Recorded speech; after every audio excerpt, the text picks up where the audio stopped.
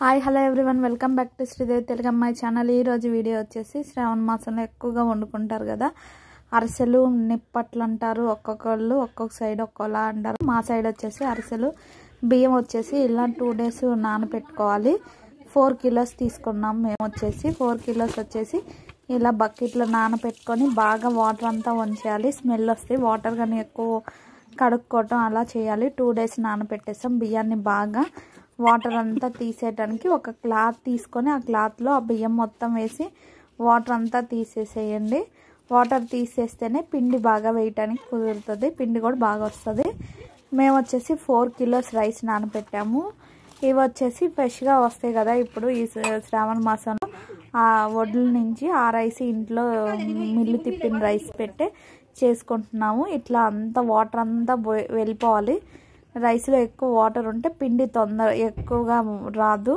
అందుకని ఇట్లా అంతా చేయండి. వాటర్ అంతా తీసేయండి. మీరు 1 kiloతో కూడా చేసుకోవచ్చు.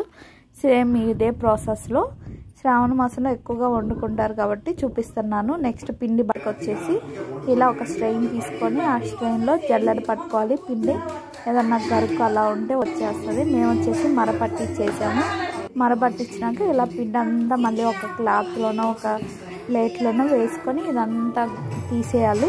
నెక్స్ట్ వచ్చేసి బెల్లం వచ్చేసి 4 kilosకి 2 kilos బెల్లం వేస్తున్నాము. ఇదంతా బాగా దంచి పెట్టుకొని మళ్ళీ దంచుకోవాలి. బెల్లం వచ్చేసి కొంచెం మంచిది పచ్చగా ఉన్న బెల్లం తీసుకుంటే టేస్ట్ కూడా బాగుంటుంది. చక్కెర బెల్లం అలా కాకుండా ఇలా చెక్కలు దొరుకుతాయి కాబట్టి ఇలాంటి చెక్కలు తీసుకుంటే టేస్ట్ కూడా బాగా వస్తాయి. అరిసెలు వచ్చేసి మనకి ఎక్కువగా టేస్ట్ బాగుండటం కోసం ఇలాంటి బెల్లం తీసుకోండి. అరిసె కూడా ఇరిగిపోకుండా ఉంటుంది. మనం వండేటప్పుడు కూడా బెల్లం బట్టే వస్తుంది అరిసె. ఇది వచ్చేసి నా రెసిపీ కాదు, మా అమ్మ చేస్తుంది. మా అమ్మ చేస్తుంటే అది చూపిస్తున్నాను. వాటర్ వేసి గ్యాస్ స్టవ్ మీద ఉడికిస్తుంది. నెక్స్ట్ వచ్చేసి ఇవి నూగులు కూడా వచ్చేసి ఫ్రై చేసి పక్కన పెట్టుకోవాలి. ఇది పాకానికి బాగా ఉడికించుకోవాలి. ఇది పాకం చూపిస్తాను. ఇది బాగా బెల్లం అంతా కరిగి ఉడికించుకోవాలి. ఇలా తిప్పుతూనే ఉండాలి. కర్రతో అయితే బాగుంటుంది. ఇలాంటి స్టిక్ ఉంటుంది అరిసెలకు సపరేట్గా. ఇగో నువ్వులన్నీ బాగా ఫ్రై చేసి పెట్టుకున్నాము. దీనికి ఇష్టము నువ్వులు వేసుకోవచ్చు, కొబ్బరి వేసుకుంటారు, చాలా వేసుకుంటారు. మేము వచ్చేసి నువ్వులు వేస్తున్నాము. నెయ్యి కూడా ఉండాలి. అరిసెలకు మెయిన్ నెయ్యి టేస్ట్. ఇలా పాకం చూసుకుంటా ఉండాలి.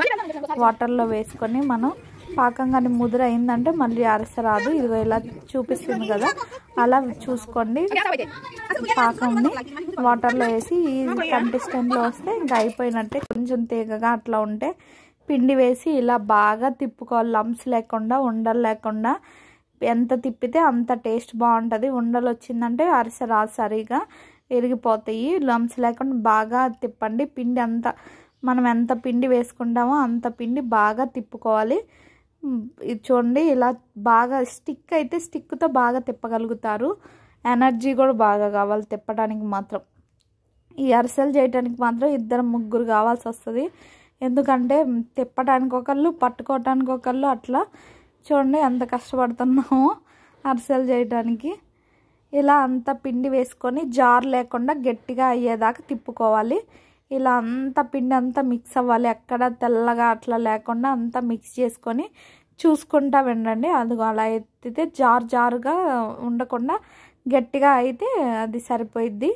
బాగా పిండి మిగలకుండా కరెక్ట్గా బెల్లం అన్ని కొలతల ప్రకారం డిస్క్రిప్షన్లో ఇస్తాను. మేము ఏమేమి వేసాము అసలు ఎట్లా కొలతలా అనేది.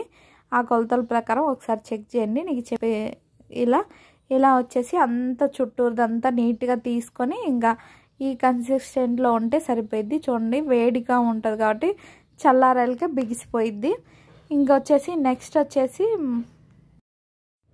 ఇప్పుడు వచ్చేసి ఆయిల్ కానీ నెయ్యితో కానీ చేసుకుంటారు అరిసెలు వచ్చేసి. ఎవరిష్టం వాళ్ళది. నెయ్యితో చేస్తే ఏంటంటే త్వరగా తినేయాలి, లేదంటే స్మెల్ వస్తాయి నెయ్యి.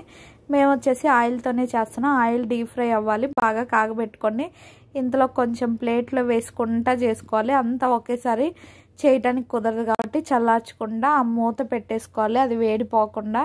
వేడి మీద అయితేనే చేయగలుగుతాము. ఇట్లా అంతా సర్కిల్ లాగా రౌండ్గా చేసుకుంటే మనకి ఎంత సైజు కావాలో అంత సైజులో చేసుకొని ఆయిల్లో వేసుకొని ఇలా అరిసెలు ఒత్తుకునే చెక్కలు ఉంటాయి. ఇప్పుడు మార్కెట్లో డిఫరెంట్గా దొరుకుతున్నాయి కాబట్టి మీ దగ్గర ఏది అవైలబిలిటీ ఉంటే అది చెయ్యండి. నెక్స్ట్ వచ్చేసి ఇలా అంతా బాగా ఉడకనివ్వాలి. ఎంత ఉడికితే అంత టేస్ట్ బాగుంటాయి. ఎర్రగా రావాలి అరిసె. సైజుని మీ ఇష్టం. బాగా పొంగాలి కూడా. మెయిన్ పొంగుతా వస్తే బాగుంటుంది. సాఫ్ట్గా బాగుంటాయి అరిసెలు వచ్చేసి.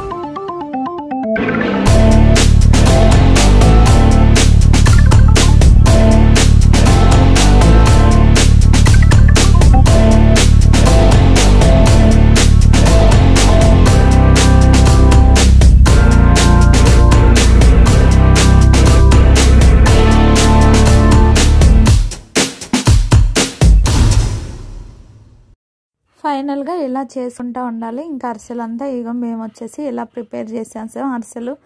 మీకు ఎలా అనిపించిందో కామెంట్ చేయండి. మీకు ఏమన్నా డౌట్ ఉంటే కామెంట్ చేయండి. మా అరిసెలు వచ్చేసి ఇదిగో ఇలా ఉన్నాయి. టేస్ట్ మాత్రం సూపర్గా ఉన్నాయి. తిన్నాక చెప్తున్నా కదా, పర్ఫెక్ట్గా వచ్చినాయి. సాఫ్ట్గా, కొన్ని క్రిస్పీగా ఉన్నాయి. అలా బాగున్నాయి అరిసెలు. మా పిల్లలకి మేము అందరం చక్కగా తిన్నాం. మాకు అయితే టేస్ట్ మాత్రం బాగుంది. స్వీట్ అంతా సరిపోయింది. ఇలాచి అన్నీ తగులుతా బాగున్నాయి. మీకు ఈ వీడియో నచ్చితే like, share, subscribe, friends and family members share చేయండి. మీకు ఎలా అనిపించిందో కూడా కామెంట్ చేయండి. అరిసెలు మాత్రం చూడండి, ఇవన్నీ ఇన్ని చేసుకున్నాము. 4 కిలోస్కి వచ్చేసి అరిసెలు ఎక్కువ అవుతాయి కదా. ఇలా ఆరపెట్టుకుంటే చల్లారినాక బాక్స్లో పెట్టుకోవచ్చు. చల్లారినాకే పెట్టుకోవాలి, లేదంటే పాడైపోతాయి.